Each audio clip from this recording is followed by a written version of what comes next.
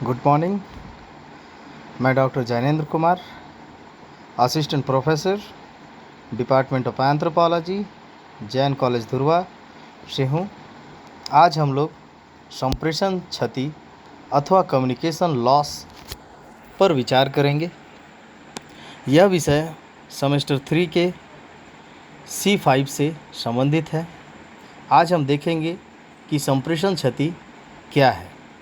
जैसे कि पहले ही बताया जा चुका है कि संप्रेषण सूचनाओं के लेन देन की एक व्यवस्था है।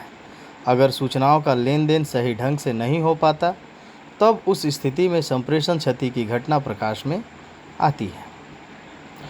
इसे एक उदाहरण के द्वारा समझा जा सकता है। एक बार एक शिक्षक ने वर्ग के मॉनिटर को बुलाकर कहा कि सभी छात्रों को एक लाइन में खड़ा हो जाने को कहो। मॉनिटर ने सभी वर्ग के छात्रों को एक के बाद एक की पंक्ति में खड़ा कर दिया।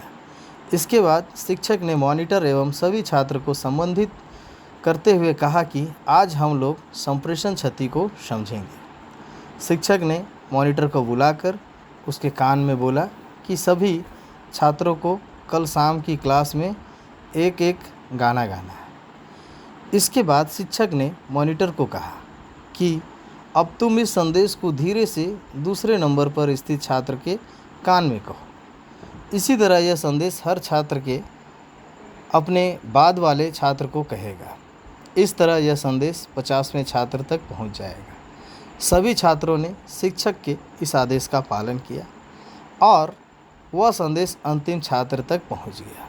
जब अंतिम छात्र से पूछा गया कि तुझे क्या संदेश मिला है, तब उसने बतलाया कि क्लास में गाना गाना है, लेकिन बाकी संदेश कल अंतिम क्लास में हर छात्र को एक गाना गाना है अंतिम छात्र तक नहीं पहुंच सका। इससे स्पष्ट पता चलता है कि संप्रेषण में संप्रेषण क्षति का सामना करना पड़ता है। इसका कारण यह है कि जिस संवाद को संप्रेषक मौखिक रूप से कहता है उसे संप्रेषित व्यक्ति कैसे सुनता है और समझता है तथा वह पुनः किस ढंग से दूसरे को संदेश देता है, इस पर संप्रेषण की सफलता निर्भर करती है। सुनने वाला व्यक्ति संप्रेषक की बातों को सुनकर अपने ढंग से समझता है तथा उसे अपने ढंग से दूसरे को कहता है। यही कारण है कि मूल संवाद धीरे धीरे खत्म होता जाता है। सबसे अंत में आधा अधूरा संवाद पहुंच पाता है। आधा या अधिक संवाद एक व्यक्ति के कान से दूसरे व्यक्ति के कान तक पहुंचने में खत्म हो जाता है। संवाद खत्म होने की घटना को ही संप्रेषण क्षति कहा जाता है। संप्रेषण क्षति को एक अन्य उदाहरण से भी समझा जा सकता है। एक बार एक शिक्षक ने अपने वर्ग में छात्रों के बीच एक एक पृष्ठ सादा कागज़ के बांटते हुए कहा कि इसे मोड़कर बराबर भाग में फाड़ डालो।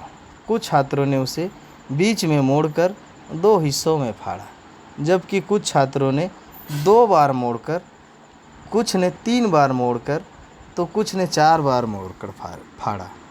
शिक्षक द्वारा कहे गए एक ही संवाद का छात्रों ने अलग अलग अर्थ लगाया और अलग अलग ढंग से फाड़ने का काम किया।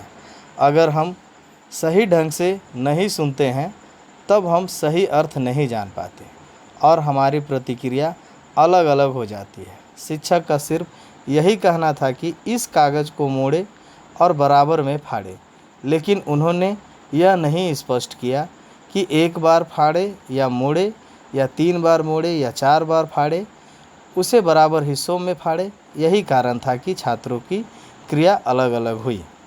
अतः इस आधार पर हम संप्रेषण क्षति को समझ सकते हैं। संप्रेषण क्षति के कारण निम्नलिखित हो सकते हैं। जैसे पहला, संप्रेषक द्वारा कहे गए संवाद को हूबहू न सुनना। दूसरा, संप्रेषक के संवाद को हूबहू दूसरों तक न कहना। तीसरा, संप्रेषक द्वारा प्रयुक्त शब्द संकेत के अर्थ ना समझना। चौथा, अर्थ नहीं समझते हुए अपने मन से अर्थ लगा लेना। पाँचवा, संप्रेषक द्वारा ठीक से संप्रेषण ना किया जाना। छठवां, संप्रेषक की अस्पष्ट भाषा। सातवां, संप्रेषक की अस्पष्ट लिखावट। आठवां, संप्रेषक का आकर्षित व्यक्तित्व एवं हाव भाव। नौवां, ध्वनि विस्तार यंत्र का अचानक फेल हो जाना। 10वां, संचार माध्यमों में रुकावट आ जाना। 11, बिजली का गुल हो जाना। 12वां, यातायात व्यवस्था ध्वस्त हो जाना आदि संप्रेषण क्षति का प्रमुख कारण है। हमारा चित्त बड़ा चंचल रहता है। जब कोई संप्रेषक कुछ संवाद भेजता है तब हमारा मन कुछ और सोचता रहता है। हम सही ढंग से संप्रेषक के संवाद को नहीं सुन पाते। जब हम ठीक ढंग से सुन नहीं पाते तब हम उसे समझ भी नहीं पाते। इस कारण संप्रेषण क्षति की घटना घटित होती है। कई बार ऐसा होता है कि हम संप्रेषक के संवाद को सही ढंग से नहीं सुनते और ना ही उसे समझते भी हैं, लेकिन उसे सही ढंग से दूसरे तक पहुंचा नहीं पाते। इसके कारण संप्रेषण क्षति की घटना प्रकाश में आती है। कभी कभी संप्रेषक संवाद भेजते समय जिन संकेतों का प्रयोग करता है उसे संप्रेषित व्यक्ति नहीं समझ पाता, जिसके कारण संप्रेषण क्षति प्रकाश में आती है। या यह भी पाया गया है कि संप्रेषित व्यक्ति संप्रेषक के संवाद का अर्थ नहीं समझ पाता है, लेकिन अपने मन से उसे एक नया अर्थ दे देता है। इस कारण संप्रेषण क्षति होती है।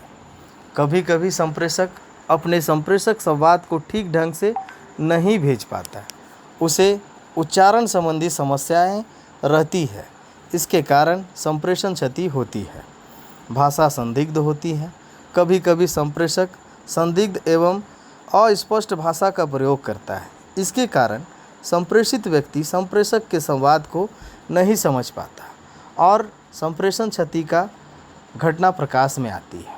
कभी कभी संप्रेषक लिखित रूप में अपने संवाद का संप्रेषण करता है, लेकिन उसकी लिखावट अस्पष्ट एवं अपठनीय होती है। इस कारण भी संप्रेषण की क्षति होती है। कभी कभी संप्रेषक अपना संवाद भेजता है, लेकिन उसका व्यक्तित्व एवं हाव भाव आकर्षित रहता है, जिसके कारण संप्रेषित व्यक्ति उसके संवाद पर ध्यान नहीं देते। इसके कारण संप्रेषण क्षति होती है। संप्रेषक अपने संवाद को जनता तक पहुंचाने के लिए ध्वनि विस्तार यंत्र का सहारा लेता है, लेकिन ध्वनि विस्तार यंत्र में खराबी आ जाने के कारण अचानक संवाद रुक जाता है।